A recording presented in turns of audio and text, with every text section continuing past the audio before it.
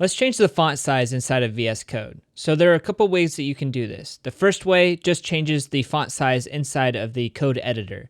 And to do this, you want to either go to this cog down in the bottom left, which is Manage, and then go to Settings, and it opens up this Settings, or you can reach this by going to File, and then Preferences, and then Settings. Or you can get it to it by holding Control and hitting comma. Then you can see that there is a commonly used tab, and inside of here has the font size. Another way to get to this is to go to Text Editor and then go to Font, and then you have font size down here. And here we can change the actual font size of the editor. So from 14, I can change it to, let's say 26. And now we'll visibly be able to see when I close out of this that this is a lot bigger. And we've successfully changed the font size, but it's just for this inside editor. Now let me go back to 14 font size, and I'll show you how you can expand literally the entire window to make it bigger, not just this code editor.